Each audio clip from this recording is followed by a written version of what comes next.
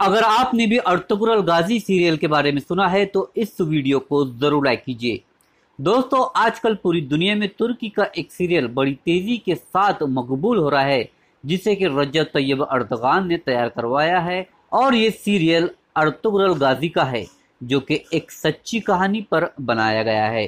تو کون تھا ارطغرل غازی اور سعودی عرب، امریکہ، اسرائیل اس سیریل سے کیوں ڈر رہے ہیں اور اس پر انہوں نے کیوں بین لگایا ہے، اس ویڈیو میں ہم آپ کو بتائیں گے، اسے آخر تک ضرور دیکھیے۔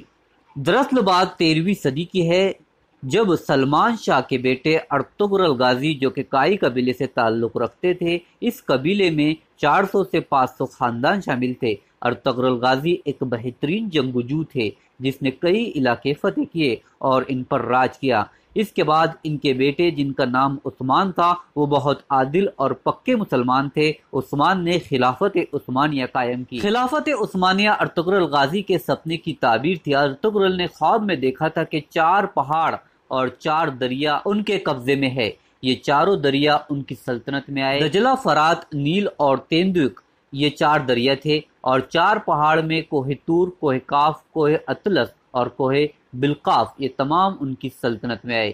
625 سال انہوں نے حکومت کی۔ اس کے بعد پہلی جنگ عظیم آئی۔ ارطغرل کے چھوٹے بیٹے عثمان نے ارطغرل غازی کے انتقال کے بعد ان کی جگہ لی، جو کہ اپنے باپ کی طرح ہی پکے مسلمان تھے اور عادل بھی۔ عثمان نے خلافت کو زندہ کرنے کا فیصلہ کیا اور خلافت عثمانیہ کی بنیاد رکھی۔ خلافت عثمانیہ کے بعد ان میں عیاشی آ گئی اور خرابی کی شروعات ہو گئی۔ اس وقت خانہ کعبہ اور مدینہ منورہ کا کنٹرول بھی انہی کے پاس تھا، اور تقریباً 40 ممالک پر خلافت عثمانیہ کا کنٹرول تھا، لیکن اس کے بعد یہ کمزور پڑ گئے۔ اس وقت ان کا سلطان وحید الدین تھا، جسے جلا وطن ہونا پڑا تھا۔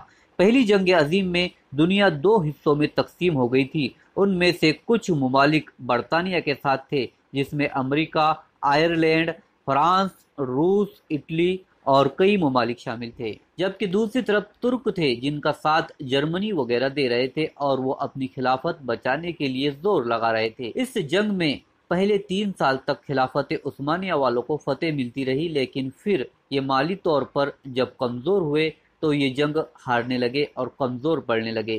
اس کے بعد ایک معاہدہ ہوا، اور یہ جنگ بندی کا معاہدہ تھا، اور خلافت عثمانیہ کا خاتمہ اسی معاہدے کی وجہ سے ہوا۔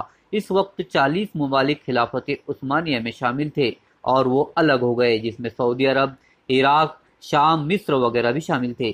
اس طرح ترک سے مکہ اور مدینہ کا کنٹرول بھی ہاتھ سے نکل گیا۔ مگر جب مکہ مدینہ میں کوئی بھی تبدیلی رونما ہوتی ہے تو ترک ایک ایک پتھر کو اپنے ہاں لے جاتے ہیں اور استنبول میں لے جا کر رکھتے ہیں، تاکہ ترکی کے لوگ اور ان کی قوم یہ یاد رکھے کہ ترکوں کے پاس یہ ذمہ داری ہوا کرتی تھی، اور وہ یہ چاہتے ہیں کہ یہ میزبانی انہیں پھر سے ملے۔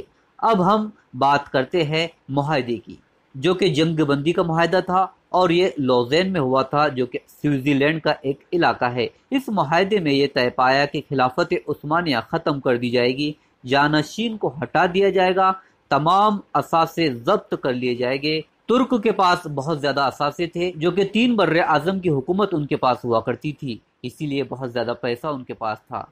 اور یہ کہا گیا کہ ترکی میں اسلامی قوانین نہیں ہوں گے، یہاں تک کہ شروعات میں یہ بھی کہا گیا کہ وہاں عربی میں اذان نہیں دی جائے گی، اور یہ طے پایا کہ آپ خلافت اور شریعت کی بات نہیں کریں گے۔ ترکی پر اور کئی خوفناک پابندیاں بھی لگا دی گئی، جیسے وہ اپنے ملک میں معدنیات نہیں نکال سکتے، یعنی کہ تیل، گیس وغیرہ کچھ بھی نہیں، اور وہ ڈرل بھی نہیں کر سکتے۔ یہ ایک بڑا اور بہت بڑا مسئلہ تھا۔ فاسفورس کا ان کے پاس بہت بڑا ذخیرہ تھا، جو کہ استنبول یعنی قسطنطنیہ میں ہے۔ یہاں سے کئی جہاز گزرتے ہیں، جو کہ دنیا کی تجارت کی ریڑھ کی ہڈی ہے۔ اس سے بھی کہا گیا ہے کہ ترک ان سے کرایہ اور ٹیکس وصول نہیں کر سکتے۔ یہ معاہدہ عالمی سطح کا تھا، اور اس کی مدت 100 سال کی تھی۔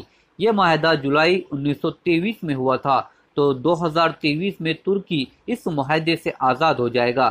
تو آزاد ترکی بہت کچھ حاصل کرنا چاہتا ہے، جس سے دنیا خوف زدہ ہے۔ ارطغرل غازی کی سیریل بھی اسی مقصد سے بنائی گئی ہے کہ ترک پرانا وقار حاصل کرنا چاہتے ہیں، اور وہ اپنے پرانے کردار کو یاد کرے اور اپنے وقار کو یاد کرے۔ इसीलिए रजब तैयब अर्दगान ने फिर से तुर्क को और मुसलमानों को ये याद दिलाने के लिए ये सीरियल बनाया है। अमेरिका और यूरोप और तमाम इस्लामी ममालिक जहां बादशाहत है, वो कभी नहीं चाहेंगे कि लोग ये ड्रामा देखें और किरदारों के बारे में जाने और ख्वाहिश पाले कि मुसलमान इकट्ठे हो। जब खिलाफत उस्मानिया खत्म हो रही थी तो पूरी दुनिया में किसी मुस्लिम मुल्क ने आवाज नहीं उठाई थी, क्योंकि उनको अपने इलाकों में बादशाहत मिल रही थी। लेकिन सिर्फ एक जगह से आवाज उठाई गई और वो है हिंदुस्तान।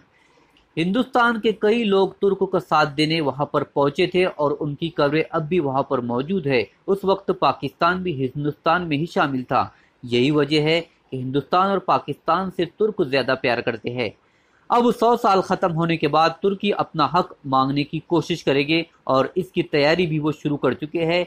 इससे अमेरिका, इसराइल और सऊदी अरब भी खौफजदा है। इसी बीच अब आलमी वबा भी आ चुकी है, जिससे दुनिया में बहुत सी तब्दीलियां रूनुमा हो सकती है।